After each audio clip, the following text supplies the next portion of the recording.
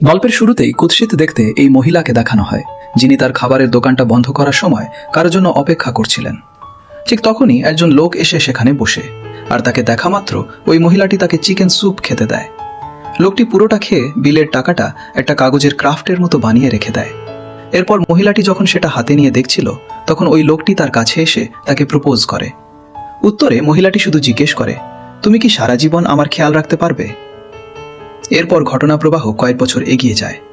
সেই মহিলাটি এখন ঘরে বসে টিভি দেখছিলেন, আর তার হাজব্যান্ড অর্থাৎ যে তাকে প্রপোজ করেছিল সে রেডি হয়ে কোথাও যাওয়ার জন্য বের হচ্ছে। ঠিক তখন টিভিতে দেখা যায় ওই লোকটিকে নিয়ে একটি খবর চলছে। সে সম্ভবত এই শহরের বেশ পরিচিত বা জনপ্রিয় কেউ। খবরে বলা হচ্ছিল তার নাকি অন্য একটা মেয়ের সাথে সম্পর্ক আছে। আসলে তার স্বামী আজ দ্বিতীয় বিয়ে করতে যাচ্ছে। এই মহিলার সাথে তার বিয়ের কথা বাইরের কেউ জানতো না, এমনকি তার একটি ছেলেও আছে। তো টিভিতে নিজের হাজব্যান্ডের এই খবর দেখার পর সেই নারী আর সহ্য করতে না পেরে সুইসাইড করে ফেলে। এরপর বেশ কয়েক বছর কেটে গেলে গিয়ং নামের এই ছেলেটিকে দেখানো হয়। সে এই শহরের ওই বড় একটি শপিং মলে পার্ট টাইম কাজ করার জন্য এসেছে এবং ভাগ্যক্রমে পার্কিং এরিয়া দেখাশোনার একটা কাজ পেয়ে যায়। তবে কাজটা তার জন্য খুব একটা সহজ ছিল না, কারণ সে ছিল ভীষণ লাজুক আর ইন্ট্রোভার্ট স্বভাবের একজন মানুষ। তো সব কাজ শেষে গিয়ং যখন ক্লান্ত হয়ে বসেছিল, তখন তার টি শার্টের উপর মিউজিকের লোগো দেখে ইউহান নামের একটি ছেলে এসে জিজ্ঞেস করে, তোমার কি মিউজিক খুব পছন্দ? এভাবেই তাদের দুজনার পরিচয় হয় এবং দেখতে দেখতে তারা খুব ভালো বন্ধু হয়ে ওঠে। এরপর মলে কাজ করা কিছু সুন্দরী সেলস গার্লকে দেখানো হয়, যারা মূলত দামি ব্র্যান্ডের কাউন্টারে কাজ করত। সেই মেয়েগুলো যখন লাঞ্চ করছিল, তখন ইউহান গিয়ংকে নিয়ে সেখানে যায় এবং তাদের সাথে পরিচয় করিয়ে দেয়। গিয়ং দেখতে বেশ হ্যান্ডসাম ছেলে, তাই মেয়েগুলো তাকে তাদের সাথে পার্টি করার অফার করে, কিন্তু গিয়ং সরাসরি মানা করে দেয়, কারণ তাকে নাকি বাড়ি ফিরে তার পোষা বিড়ালকে খাবার খাওয়াতে হবে।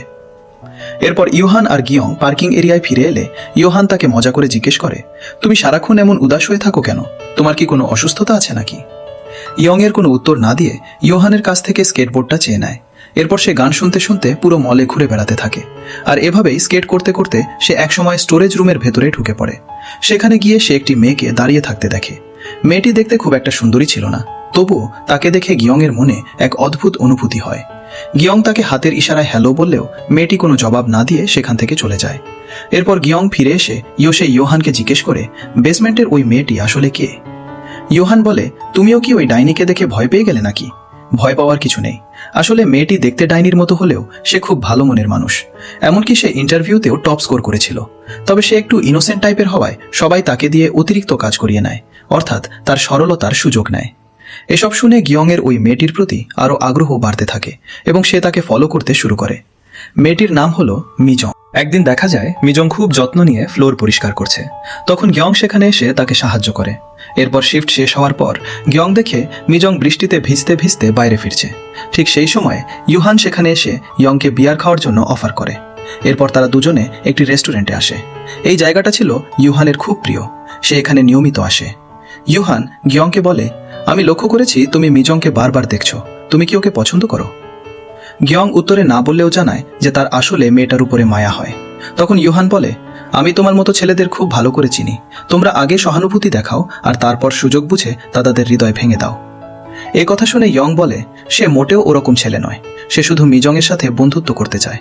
তবে ইউহান তাকে বোঝায় যে যদি সে তাকে ভালোবেসে না থাকে তাহলে তার থেকে দূরে থাকাই ভালো, না হলে অযথাই বেচারের মন ভাঙবে। পরদিন মিজংকে অনেকগুলো ব্যাগ নিয়ে হাঁটতে দেখা যায়, যেটা তার জন্য বেশ কষ্টের ছিল। এটা দেখে কয়েকজন গার্ড তাকে নিয়ে হাসাহাসি করে। তখন গিয়ং আবারও তার কাছে ছুটে যায় এবং তাকে মালপত্র টেনে নিয়ে যেতে সাহায্য করে। সেদিন তাদের মলের একটি ফ্লোরে পিয়ানোর মিউজিক শো চলছিল। মিজং সেখানে দাঁড়িয়ে সুরটা এমনভাবে অনুভব করছিল যেন সে নিজেই সেটা বাজাচ্ছে। গিয়ং তার পাশে এসে দাঁড়ায় এবং সেও মিউজিকটা অনুভব করার চেষ্টা করে। এরপর গিয়ং তাকে জিজ্ঞেস করে, তুমি এই সুরটা কিভাবে জানলে?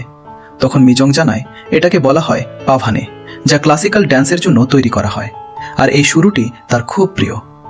এরপর ব্রেক টাইমে দুজন হাঁটতে হাঁটতে কথা বলতে থাকে। গিয়ং তাকে নিজের নাম জানায় আর মিজংও তার নিজের পরিচয় দেয়। দেখা যায় ঠিক তখনই কয়েকটা মেয়ে এসে মিজং এর চেহারা নিয়ে হাসাহাসি শুরু করেছে। এতে মিজং খুব আঘাত পেয়ে সেখান থেকে কাঁদতে কাঁদতে চলে যায়। তখন ইউহান এসে গিয়ংকে বলে, আমি বলেছিলাম না যে ওর আশেপাশে ঘুরবে না? তোমার মতো একজন হ্যান্ডসাম ছেলে এমন মেয়ের সাথে ঘুরলে সবাই হাসাহাসি করবে, এটাই স্বাভাবিক। আর এতে করে শেষ পর্যন্ত মেয়েটার মনটাই ভেঙে যাবে। এরপর রাতের বেলা পার্টি করতে তার একটা ক্লাবে আসে, যেখানে মলে কাজ করা সেলস গার্লরাও এসেছিল। কিন্তু গিয়ংয়ের মাথায় তখন শুধু মিজংয়ের চিন্তায় ঘুরপাক খাচ্ছিল। এমন সময় লীলা নামের এক মেয়ে তাকে জিজ্ঞেস করে, তোমার কি কোনো গার্লফ্রেন্ড আছে? অর্থাৎ সে গিয়ংয়ের সাথে একটু ঘনিষ্ঠ হওয়ার সুযোগ খুঁজছিল। কিন্তু উত্তরে গিয়ং কিছুই বলে না এবং মেয়েটিকে এড়িয়ে যাওয়ার চেষ্টা করে। পরদিন লাঞ্চের সময় ইয়ং মিজংয়ের সাথে খাওয়ার জন্য গিয়ে বসে। এ দেখে মলের সবাই অবাক হয়ে তার দিকে তাকিয়ে থাকে। তাদের এভাবে একসাথে দেখে লীলা ইয়োহানকে জিজ্ঞেস করে, এই দুজনের মধ্যে কি কিছু চলছে নাকি? ইয়োহান তখন পরিস্থিতি সামাল দিতে বলে, ওরকম কিছু না, ওরা দুজন জাস্ট কাজিন। অপরদিকে গিয়ং মিজংকে লাঞ্চ খাওয়ার কথা জিজ্ঞেস করতে থাকে, কিন্তু মিজংয়ের কাছে হঠাৎ করে কারো থেকে এমন মনোযোগ পাওয়াটা খুব অদ্ভুত লাগছিল। তাই সে তার খাবারগুলো নিয়ে ওখান থেকে উঠে চলে যায়। এতে কিংয়ের মনন খারাপ হয়, আর এই বিষয়টা ইয়োহান বেশ ভালোভাবেই বুঝতে পারে। এরপর গিয়ংকে সেই রেস্টুরেন্টে মন খারাপ করে বসে থাকতে দেখা যায়। কিছুক্ষণ পরেই তার বন্ধু ইয়োহান সেখানে আসে। তবে সে একা আসেনি, সাথে মিজংকেও নিয়ে এসেছে। মিজংকে দেখে গিয়ং তো পুরো চমকে ওঠে। তো এখন মিজং একটু ওয়াশরুমে গেলে গিয়ং দ্রুত ইয়োহানের কাছে জিজ্ঞেস করে, এটা তুমি কিভাবে করলে? ওকে এখানে নিয়ে এলে কিভাবে? উত্তর, ইয়োহান বলে, তাকে রাজি করিয়া এখানে নিয়ে আসতে অনেক কষ্ট হয়েছে। তাই আজ যেন গিয়ং যেভাবেই হোক মিজংয়ের সাথে কথা বলে এবং নিজের মনের কথা তাকে জানিয়ে দেয়। এরপর ওয়াশরুম থেকে ফিরে মিজং গিয়ংয়ের সামনাসামনি এসে বসে। তবে কি কথা বলবে সেটা বুঝতে না পেরে দুজনেই একে অপরের দিকে বোকার মতো তাকিয়ে থাকে। তখন পেছন থেকে ইয়োহান নানা রকম ইশারা করে তাদের বোঝানোর চেষ্টা করছিল। তো অবশেষে গিয়ং কথা বলার সাহস পায় এবং জিজ্ঞেস করে, তুমি কি এখানে পার্ট টাইম কাজ করো নাকি ফুল টাইম? মিজং জানায় সে এখানে ফুল টাইম কাজ করে। এরপর গিয়ং নিজের স্বপ্নগুলোর কথা তার সাথে শেয়ার করতে শুরু করে। গিয়ং বলে সে এখানে পার্ট টাইম কাজ করছে ঠিকই, তবে তার স্বপ্ন হলো আইসল্যান্ডে যাওয়ার, আর সেই কারণেই সে টাকা জমাচ্ছে। মিজং খুব মনোযোগ দিয়ে তার কথাগুলো শুনছিল। তবে গিয়ং আক্ষেপ করে বলে, মাঝে মাঝে তার মনে হয় সে আদেও সেখানে পৌঁছাতে পারবে কিনা, কারণ তার কোনো স্বপ্নই সহজে পূরণ হয় না। মিজং তখন তাকে জিজ্ঞেস করে তার আর কি কি স্বপ্ন আছে। গিয়ং জানায় সে ড্যান্সার হতে চেয়েছিল, তবে পরিস্থিতির চাপে সেই স্বপ্নটা তাকে ছেড়ে দিতে হয়েছে। মিজং তাকে সান্ত্বনা দিয়ে বোঝায়, দেখো, একদিন তুমি ঠিকই ড্যান্স করবে। আপাতত ধরে নাও যে তুমি তোমার আসল পথ থেকে কিছুক্ষণের জন্য অন্য পথে চলে এসেছ। মিজংয়ের মুখ থেকে এমন অনুপ্রেরণামূলক কথা শুনে গিয়ং হুট করে বলে ফেলে, তোমার কণ্ঠস্বরটা খুব মিষ্টি, আমার খুব ভালো লেগেছে। এই কথা শুনে মিজং একদম চুপ হয়ে যায়। বোঝা যাচ্ছিল সে বেশ লজ্জা পেয়েছে। এরপর গিয়ং জিজ্ঞেস করে, তুমি মিউজিক শোনা ছাড়া আর কি পছন্দ করো? কিন্তু মিয়ং লজ্জা পেয়ে যাওয়ায় আর কিছুই বলতে পারে না। তখন সেই বিব্রতকর পরিস্থিতি সামলাতে ইয়োহান এগিয়ে আসে এবং তারা একে অপরের পছন্দ অপছন্দ নিয়ে কথা বলতে শুরু করে। এর মাঝে ইয়োহান জোর করে ওই দুজনকে ভালোবাসার মানে বোঝাতে থাকে, যা শুনে তাদের দুজনের কাছেই বেশ ভালো লাগে। তো আড্ডা শেষে গিয়ং মিজংকে তার বাড়িতে পৌঁছে দেয়। বাড়ি ফিরে মিজং রেডিওতে গান শুনতে শুনতে গিয়ংয়ের কথাই ভাবতে থাকে। তার মনে যেন গিয়ংকে নিয়ে এক নতুন আশার স্বপ্ন বাসা বাঁধতে শুরু করেছে। পরদিন সকালে মিজংয়ের কাছে সবকিছু নতুন আর আনন্দময় মনে হচ্ছিল। সে বেশ হাসি খুশি মনেই নিজের কাজে আসে। সে যখন গোডাউনে কাজ করছিল তখনই গিয়ং সেখানে আসে এবং মিজংয়ের হাতের দিকে তাকিয়ে অবাক হয়। জিজ্ঞেস করে, আরে তুমি আঘাত পেলে কিভাবে? মিজং জানায় আজ সকালে কাজে আসার সময় সে পরে গিয়েছিল। কথাবার্তা বলার মাঝেই পার্কিং এরিয়া থেকে কারো কলা আসায় মিজং সেখান থেকে চলে যায়। তবে কিয়ংকে তার জন্য এতটা চিন্তিত হতে দেখে মিজং নিজের ভেতরে এক আলাদা স্বস্তি বোধ করছিল। সে বুঝতে পারছিল এই স্বার্থপরবার পৃথিবীর ভিড়ের মাঝেও অন্তত একজন মানুষ আছে যে তাকে নিয়ে অন্তত ভাবে। এরপর মিজং যখন লিফট দিয়ে যাচ্ছিল তখনই তার সাথে লীলার দেখা হয়। লীলা তাকে দেখেই সরাসরি জিজ্ঞেস করে, গিয়ং, আর তুমি কি সত্যিই কাজিন? তখন মিজং উত্তরে হ্যাঁ বলে দেয়। এরপর বিকেলের দিকে কাজ শেষে বৃষ্টির মধ্যে মিজং যখন দৌড়ে যাচ্ছিল তখন পাশেই গিয়ং দাঁড়িয়েছিল। সে মিজংকে দেখে বলে, বৃষ্টিতে দৌড়চ্ছ কেন? এই নাও, ছাতাটা নিয়ে যাও। এই বলে সে নিজের ছাতাটা মিজংয়ের দিকে এগিয়ে দেয়। মিজং প্রথমে বলে, আরে লাগবে না, আমি এমনিতেই যেতে পারবো। তখন গিয়ং বলে, চলো তাহলে আমরা দুজন একসাথেই যাই। এরপর তারা দুজনেই একই ছাতার নিচে হাঁটতে শুরু করে। পথে গিয়ং জিজ্ঞেস করে, তুমি কি নিজের জন্য কোনো ছাতা কেননি? উত্তরে মিজং জানায় তার কাছে একটি ছাতা ছিল, কিন্তু কেউ একজন সেটা নিয়ে গিয়েছে, আর সে সেটা আর কখনো ফেরত চায়নি। এ কথা শুনে গিয়ং অবাক হয়ে বলে, কেন ফেরত চাইবে না? ওটা তো তোমারই ছিল। মিজং তখন বলে, অকারণে কথা বাড়ালে ঝগড়া হতে পারে, তাই আমি নিজে থেকে কাউকে কিছু জিজ্ঞেস করি না। গিয়ং তখন মজা করে বলে যে তার স্কুলে এক বাচ্চা তার বই যাতে কেউ চুরি না করে এর জন্য সে বইয়ের উপরে লিখে রাখত যে এই বই চুরি করবে সে বিয়ের আগেই মারা যাবে। গিয়ং এর এমন মজার একটি কথা শুনে মিজং হাসতে শুরু করে। এরপর গিয়ং তাকে জিজ্ঞেস করে, তুমি কি আমার সাথে একটা জায়গায় যাবে? মিজং রাজি হয়, কিন্তু রাস্তা দিয়ে যাওয়ার সময় অনেকগুলো মোটেল চোখে পড়ায় সে একটু ভয় পেয়ে যায়। সে ভাবতে থাকে গিয়ং আবার তাকে কোনো খারাপ উদ্দেশ্যে নিয়ে যাচ্ছে না তো। কিন্তু তেমন কিছুই হয় না। কথা বলতে বলতে তারা একটি মিউজিক স্টোরের ভেতরে ঢোকে। সেখানে গিয়ে দুজনে মিলে একটি মিউজিকের ক্যাসেট বেছে নেয়। দুজনের পছন্দ একই রকম হওয়ায় গিয়ং সেই মিউজিকটা নিয়ে দারুণভাবে বর্ণনা দিতে শুরু করে। এটা দেখে মিজং তো পুরোপুরি অবাক। সে মনে মনে ভাবে, এই লাজুক ছেলেটাও এত সুন্দর করে কথা বলতে পারে। এরপর তারা নিজেদের কেনা সেই ক্যাসেটটা প্লে করে ট্রেনের জন্য অপেক্ষা করতে থাকে। এমন সময় গিয়ং তাকে বলে, তোমার ফোন নাম্বারটা একটু দেওয়া যাবে? তাহলে আমরা মাঝে মধ্যে ফোনে কথা বলতে পারবো। এই শুনে মিজং জানায় যে বর্তমানে তার কাছে কোনো ফোন নেই। আগে একটি ফোন থাকলেও মানুষের সাথে কথা বলতে তার একদমই ভালো লাগতো না, তাই সে ওটা ব্যবহার করা ছেড়ে দিয়েছে। গিয়ং বুঝতে পারে মিজংকে মেসেজ করা সম্ভব হবে না। ঠিক তখনই তার মনে পড়ে সকালে মিজং হাতে চোট পেয়েছিল, তাই সে দ্রুত একটি ব্যান্ডেজ নিয়ে এসে মিজংয়ের হাতে লাগিয়ে দেয়। এটা দেখে মিজং অবাক হয়ে জিজ্ঞেস করে, তুমি আমার সাথে এতটা দয়ালু আচরণ করছো কেন? জবাবে গিয়ং বলে, কেন করব না, এতে অসুবিধার কি আছে? মিজং তখন বলে, আসলে আমার বেশ অন্যরকম লাগছে। কেউ আমার সাথে এত ভালো ব্যবহার করলে আমি বুঝতে পারি না যে বিনিময়ে আমার কি করা উচিত।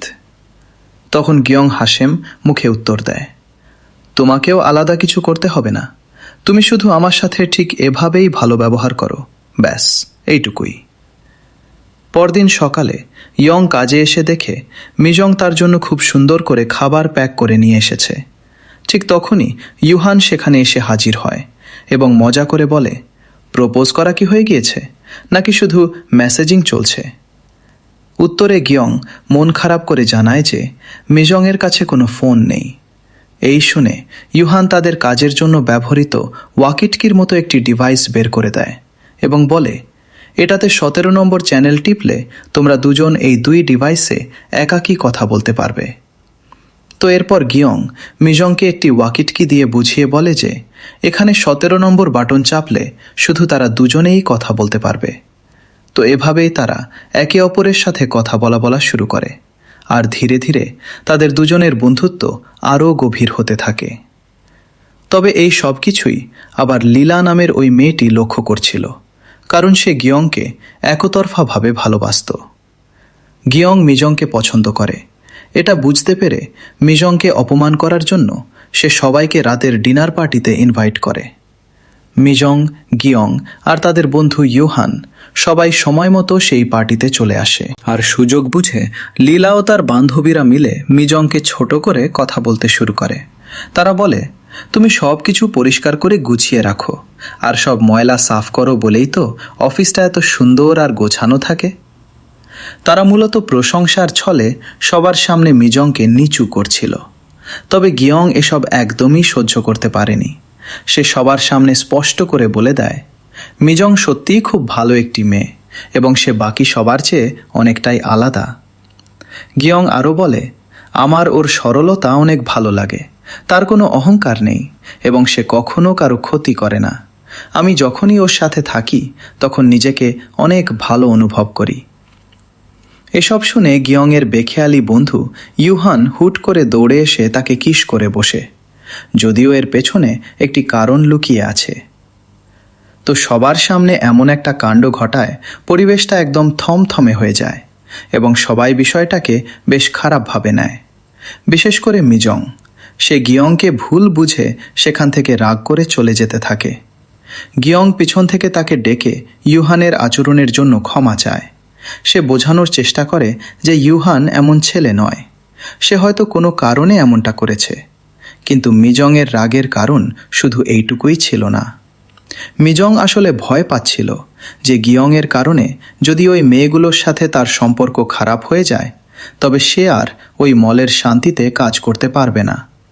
তাই সে গিয়ংকে সরাসরি বলে, তুমি তো এখানে পার্ট টাইম কাজ করছো, কয়েকদিন পর ক্যারিয়ার করার জন্য এখান থেকে চলেও যাবে, কিন্তু আমি এখানে ফুল টাইম কাজ করি, আমাকে তো প্রতিদিনই এদের মুখোমুখি হতে হবে, তাই তুমি তাদের সামনে আমাকে এড়িয়ে চলার চেষ্টা করবে।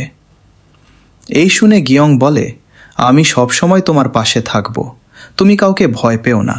আর হ্যাঁ, তুমি সবসময় মাথা নিচু করে থাকো কেন? তুমি তো কোনো অপরাধ করনি, তাহলে কেন নিজেকে ছোট ভাবো? গিয়ং তাকে শেখায় কিভাবে নিজেকে শক্ত রাখতে হয় এবং মাথা উঁচু করে চলতে হয়।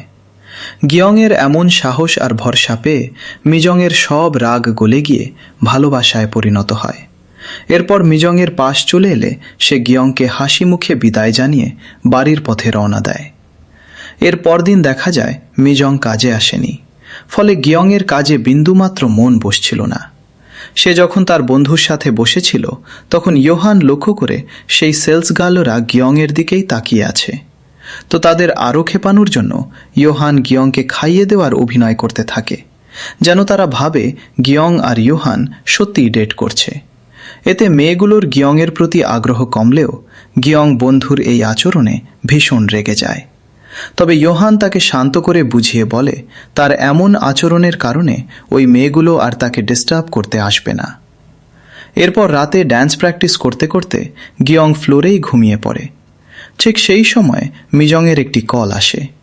ফোনে মিজং জানায় কিছু জরুরি ঝামেলার কারণে তাকে শহরে যেতে হয়েছিল, তাই শিয়া আজ কাজে আসতে পারেনি।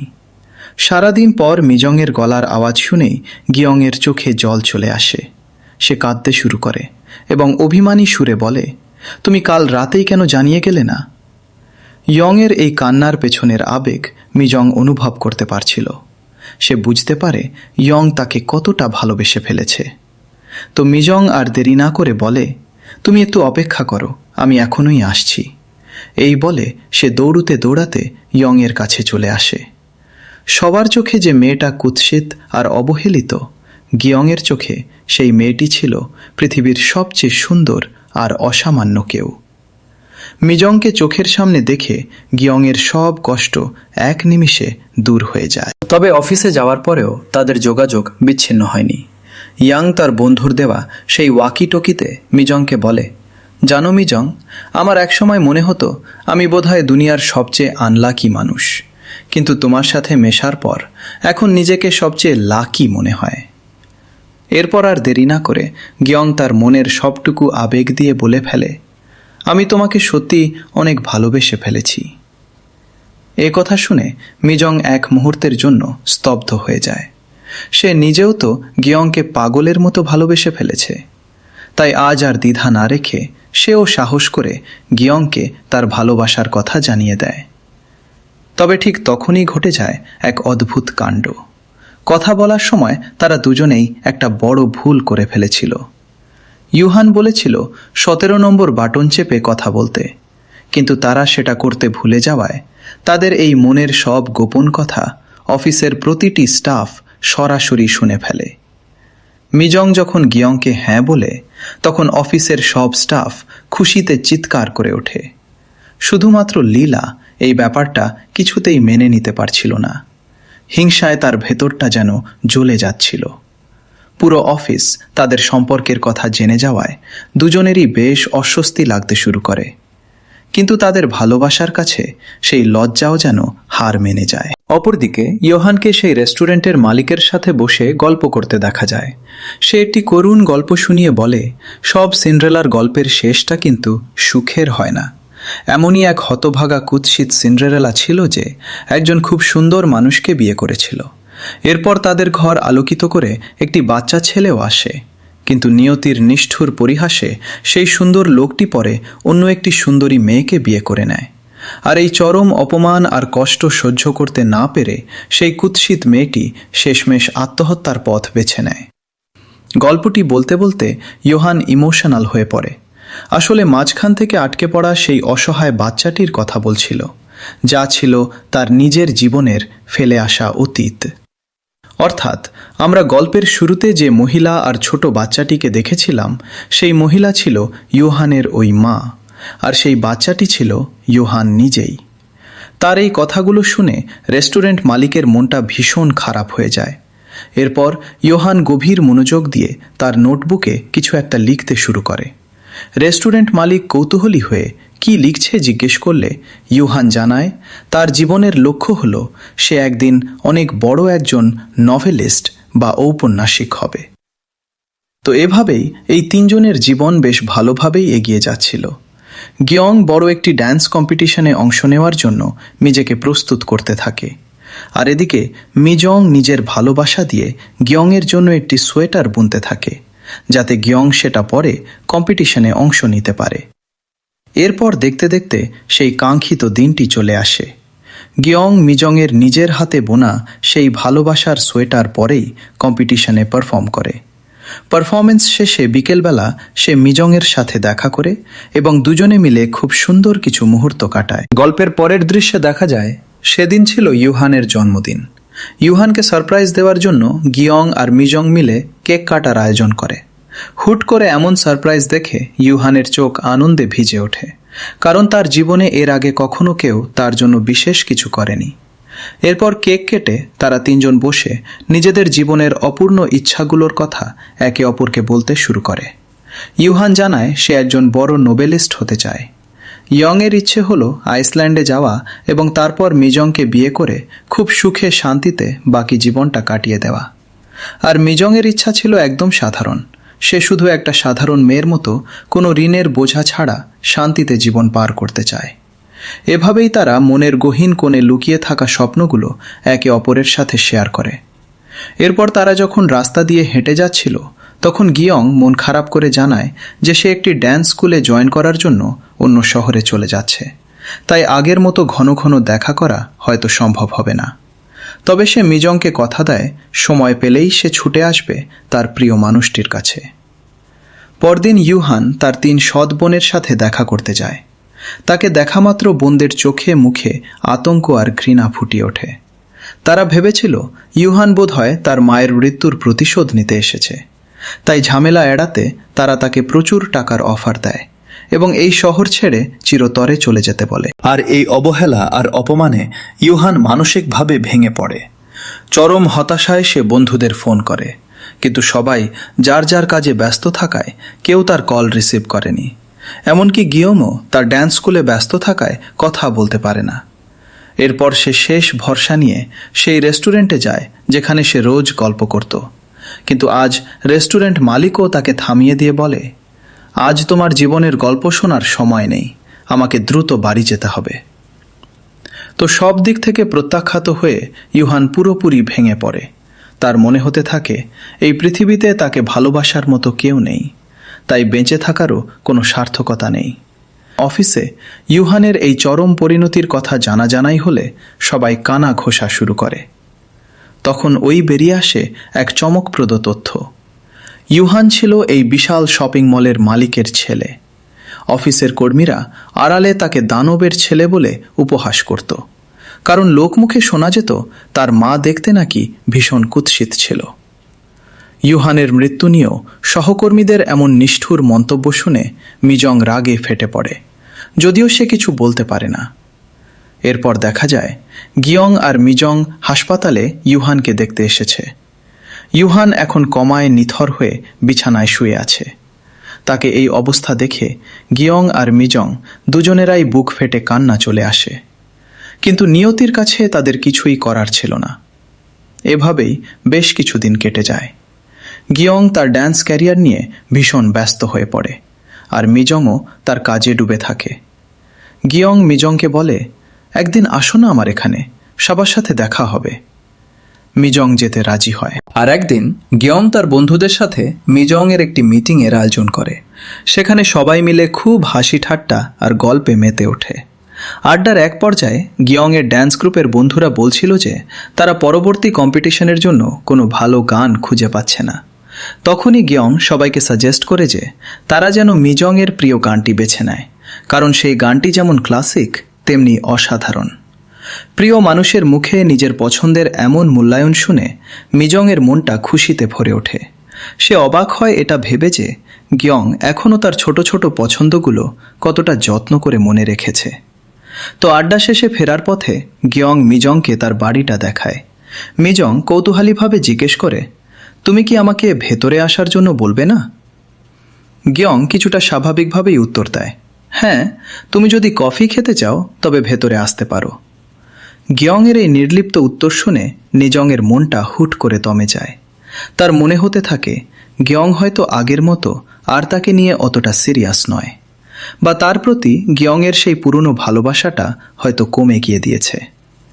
এইভাবে অভিমানে মিজং আর বাড়ির ভেতরে না ঢুকে সেখান থেকে বিদায় নিয়ে চলে আসে। পরদিন গিয়ং এসে জানতে পারে মিজং কাউকে কিছু না বলেই সেখান থেকে চলে গিয়েছে। এরপর অনেক চেষ্টা করেও সে মিজংয়ের কোনো খোঁজ পায়নি। যোগাযোগহীনভাবে বেশ কিছুদিন কেটে যাওয়ার পর হুট করেই একদিন গিয়ংয়ের কাছে মিজংয়ের একটি চিঠি আসে।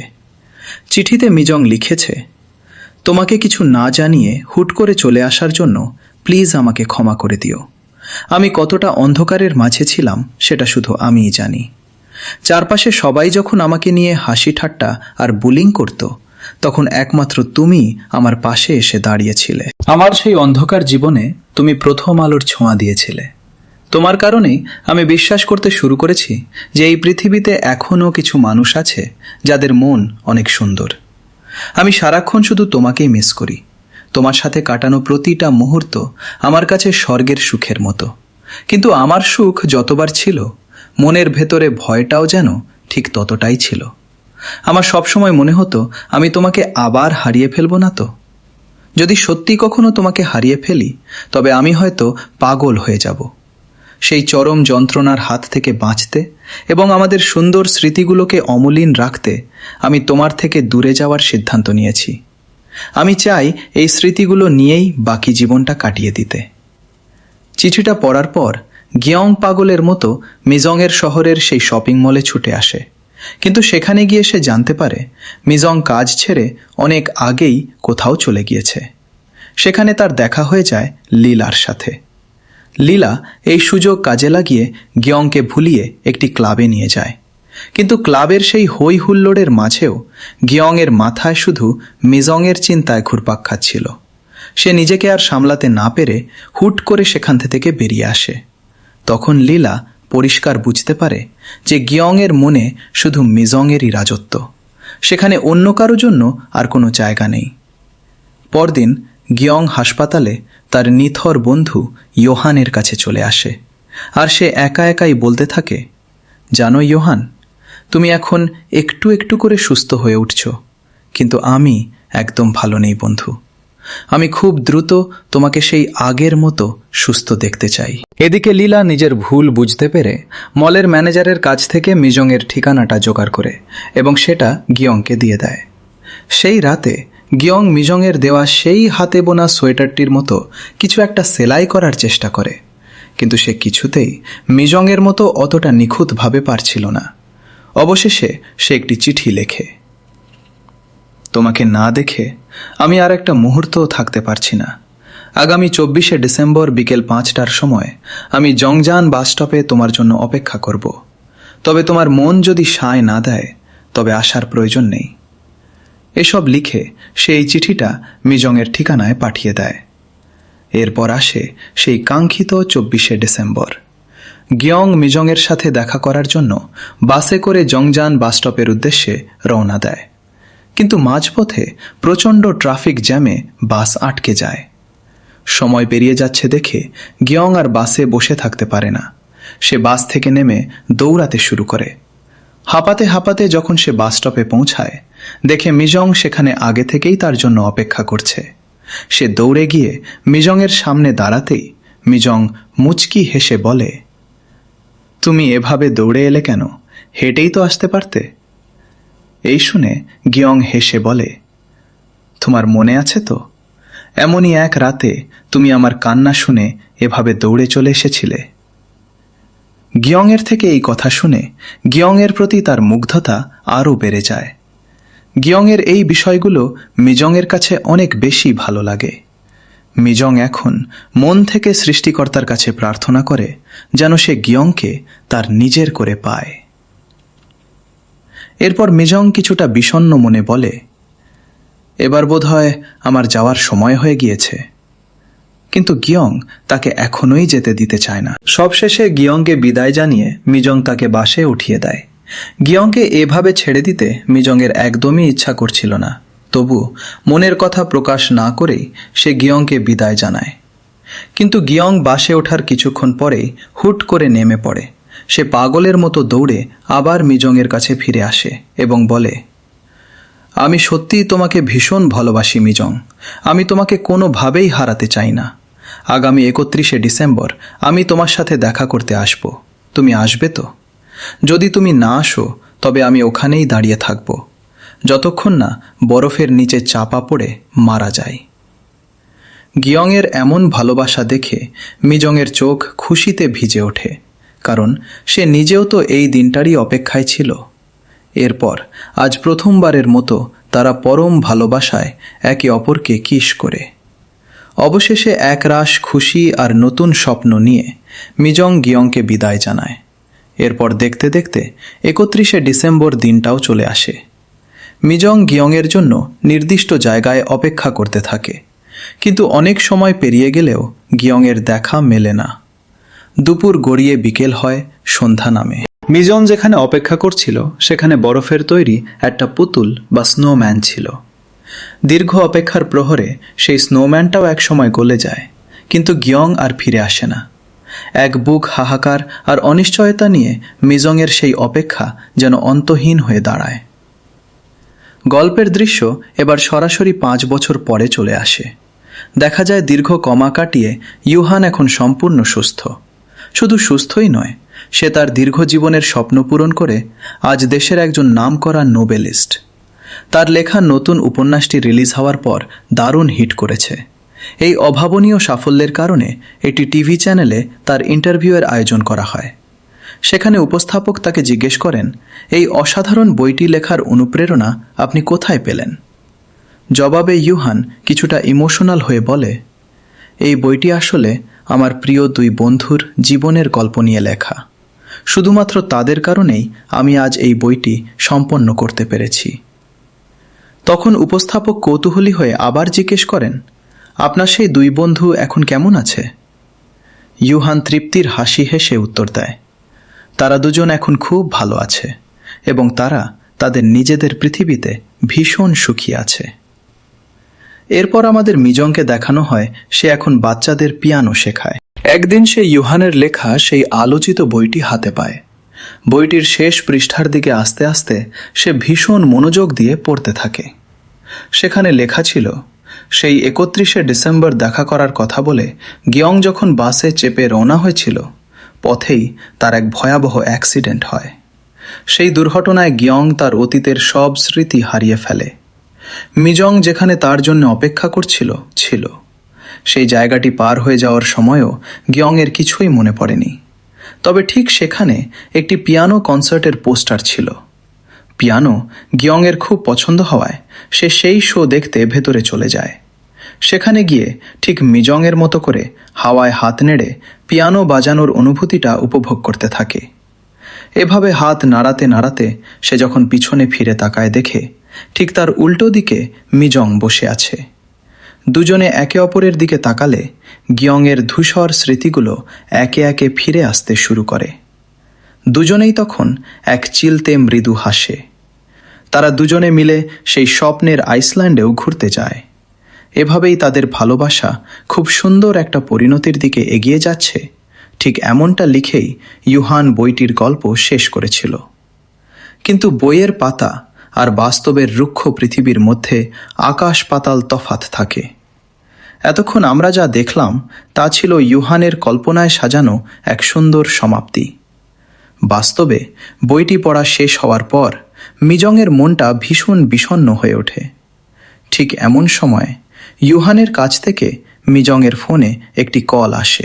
ইউহান খুব উচ্ছ্বাস নিয়ে জিজ্ঞেস করে, বইটি পড়েছিলে? দারুণ একটা হ্যাপি এন্ডিং ছিল, তাই না? মিজং নিজের কান্না চেপে কোনো মতে হেসে উত্তর দেয়, হ্যাঁ, খুব সুন্দর একটা হ্যাপি এন্ডিং দিয়েছ। আমার এটাই পছন্দ হয়েছে। আমি তো ঠিক এমনটাই চেয়েছিলাম। এটুকু বলার পর মিজং আর কোনো কথা বলতে পারে না। অব্যক্ত এক যন্ত্রণায় সে স্তব্ধ হয়ে যায়। তখনই দেখানো হয় সেদিন আসলে ঠিক কী ঘটেছিল গিয়ংয়ের সাথে। বাস্তবে সেই ভয়াবহ অ্যাক্সিডেন্টেই গিয়ং মারা গিয়েছিল। দেখা যায় গিয়ংয়ের সমাধির সামনে দাঁড়িয়ে মিজং অঝরে কাঁদছে। সে কাঁদতে কাঁদতে বলে, জানো, গিয়ং আমার নিজের উপরে বড্ড রাগ হয়। সেদিন যদি আমি তোমাকে যেতে বাধা দিতাম তবে আজ হয়তো তুমি আমার পাশেই থাকতে। এরপর সে ইয়োহানের সাথে দেখা করতে আসে। মিজংয়ের মনে তখন ইয়ংয়ের স্মৃতিগুলো হাহাকার করে উঠছিল। সে মনে মনে বলে, তুমি আমার অন্ধকার ঘেরা জীবনে এক টুকরো আলোর জ্যোতি নিয়ে এসেছিলে। শুধু তোমার কারণেই আমি আলোর অর্থ বুঝতে পেরেছি। কিন্তু তুমি আমাকে একে একা ফেলে চিরতরে সেই অন্ধকারের দেশে চলে গিয়েছ। এভাবেই সুন্দর অসমাপ্ত ভালোবাসার সমাপ্তি ঘটে। এই শেষ পরিণতি দেখে আমিও আমার চোখের পানি ধরে রাখতে পারিনি। গল্পটি কেমন লাগলো জানাবেন এবং চ্যানেলটি সাবস্ক্রাইব করে পাশে থাকবেন নতুন কোনো গল্পের কাহিনী শুনতে। ধন্যবাদ সবাইকে।